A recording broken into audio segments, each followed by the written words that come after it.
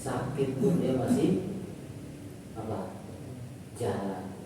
Itu namanya kita suka kepada orang itu karena Allah, karena ada hubungan kita, gak ada kepentingan kita di situ.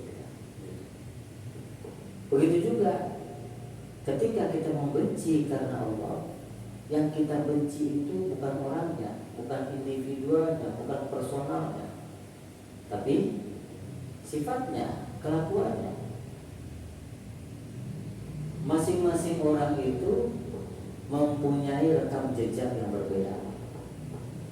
Ya, jarang sekali orang dari pertama akil balik dia balik terus sampai meninggal dunia. Jarang. Pasti ada plus minusnya. Maka ketika ada titik balik, rasa sadar itu muncul. Ada di antara saudara-saudara kita yang mungkin baru sadarnya belakangan. Dulunya mungkin dia nggak punya buku gambar, badannya digambar, wanita atau digambar, gambarnya nggak bisa hilang gitu. Kemudian ikut tren, kupingnya dibolongin, ya Pak ya, hidungnya macam-macam, jauh dari agama, ajaran Allah Subhanahu wa Ta'ala. Kemudian mungkin karena suatu kejadian, suatu waktu, suatu kondisi membuat dia berbalik, ya, kembali kepada Allah Subhanahu wa Ta'ala. Karena sesungguhnya orang yang jauh dari jalan yang Allah tetapkan itu bermacam-macam, Pak.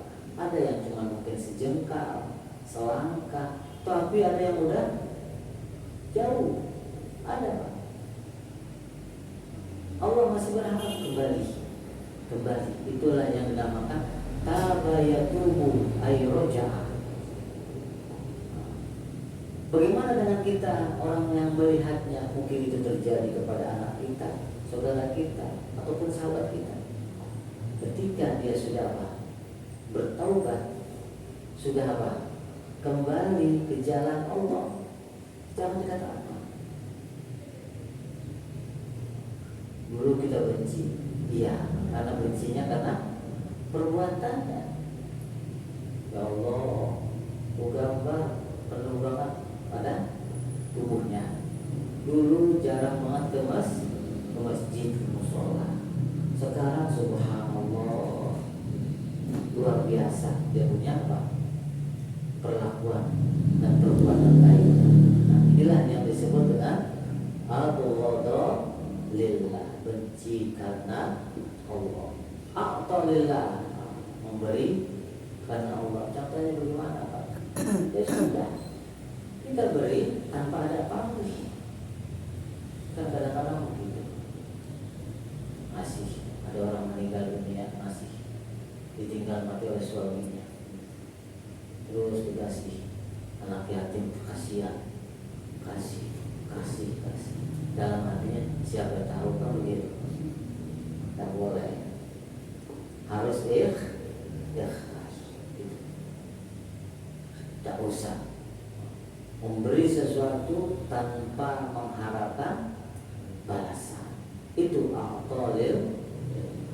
Karena orang berpikir begini, Pak, kalau orang yang cerdas, siapa yang bisa memberikan balasan imbal